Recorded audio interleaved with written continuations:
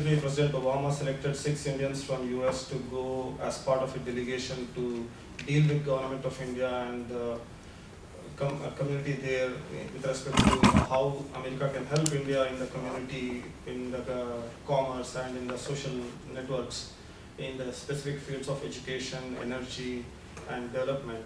And Mr. Naren Bakshi was one of the persons who was there. This week you understand why, right? And Mr. Manmohan Singh also said, I'm a leader of not even an American-style democracy, where he is assured 4 years. I'm a leader of a parliamentary democracy, where I could be thrown out next day, as we all saw during what? Nuclear treaty, right? So the good thing is that both countries are democratic. And the good thing is both country leaders understand that they cannot deliver unless there is a broad support in their countries about whatever they are trying to do long term. Right? Is that, do you agree with the think of NRIs? Clearly, you're also somebody that is benefiting from here. So our view as we represent India and participated in Indian election can be and should be a lot more broader, a lot more meaningful, right? So over the years, what is very clear, and I can tell you that from recent visit, there is an acceptance that NRIs are important. So I don't think we have to fight that battle. Now they have also accepted that NRI should participate in the process, right? And then some start has happened, right? Senthroda, they attempted Shashi Tharoor, on and on, right? So start has happened, it will intensify. It really will intensify. So today's topic is very important. So just think, in concept they've accepted you have right to vote, right? Now it's a question of how do we make it the most meaningful, right? Clearly, if you think 10 years from now, don't you think all of this voting will take place electronically? Isn't it? Just think of obvious situation that the 3 million odd people that are there in the US are the ones that have made the largest difference in terms of communication between the two countries. Because India has lots of good laws, lot of good rules, but implementation has been lacking in every which way. Right? Do we have shortage of laws to stop corruption? None. Do we have judiciary? Yes. Right? So issue is implementation. So our fight, and I won't even call it a fight, our encouragement. See, we should think of it as a glass half full. Clearly they have accepted. Now we sitting in Silicon Valley should take a lead and say, thank you, absolutely thank you. Let's figure out a way so that your intent is fully satisfied to the point it is practical and also fair and also legal, also non-corrupt, right? And also cost effective. See, all of those things have to happen, right? Which means new processes have to be implemented. So in place of saying NRIs are fighting, my thought would be, our message should be, the NRIs are so excited that they're getting an opportunity. They want to help India to make it the most practical, most useful thing that if it is done properly, it won't just help NRIs, but someday also help people sitting in India. Just think, my wife may not want to go and vote, but since we get absentee ballot sitting at home, she might vote, right? So the point is, it is how we do it would make a difference on how quickly we'll get accepted.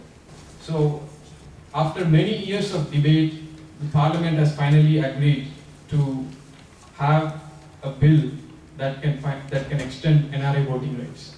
So, the Representation of People Bill 2010 allows the non-resident Indians to vote in elections. So the bill has already been passed in Rajya Sabha and it will be tabled in Lok Sabha during the next winter session that starts from November 9th to December 13th. So although it is a victory of some sorts that we finally got our voice heard and we have rights, but still there are some loopholes in the process. Right now, the bill says that an NRI has to be present physically in order to exercise the franchise, which is not practical.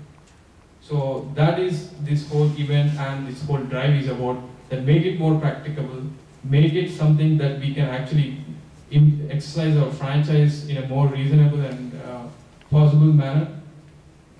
Just to give you numbers about how impractical this clause is, even if you assume by conservative estimates that there are approximately 1 million eligible voters in US, it will take, and even if we have all international flights operate 7 days a week, exclusively carrying all the eligible NRI voters, on an average it might take 3 to 4 months for all of us to go to India, just to go to India. And even though there are states which have multi-phase polling, I haven't seen any state that has like 4 months of polling, right? So it is totally not possible, and it is not something that will really help us exercise the franchise. Are we saying that who will pay for the postage? I think NRIs themselves should pay for the postage so that we can... The exact modalities have not yet been decided, but we are just proposing it as an option for us to exercise the franchise. When it comes to posting, probably like Mr. Jarenbaki was saying, we are in the 21st century, we should be able to do it online. Yeah, but then there are again some issues. There probably people can hack into accounts. We have spent tons and tons of man hours on this. We have organized booths in Sevatan. I'm very honored to see Naren Bakshi sir here. So we really thank you for spending your time and your energy in this specific event. We would never forget this. And we are honored to have one booth for Sevatan when ICC was part of it. And then we really respect the cause, and thank you very much for giving us that opportunity. And then after that, we had a Republic Day, Independence Day event where we organized a booth. And recently, Silicon Andhra came forward, and then they gave us a booth. And all these guys just aligned with one thought process. NRIs definitely need an voting right. And honestly speaking, it is not that we don't have great leaders. This date, if you talk about Manmohan Singh or Sonia Gandhi, who has given us the RTI rights along with Dr. Jayaprakash Narayan, who has all worked together for our Right to Information Act, there are great politicians that are showing up. And to really summarize on what we have done on the political front, we have taken up a drive where we called all the MPs in the country. We buzzed each and every MP in the country is having. But everyone is agreeing that NRIs need the basic right to vote. That is period. They're agreeing that. But what they're saying is, what we are saying is, please give us the absentee right to vote.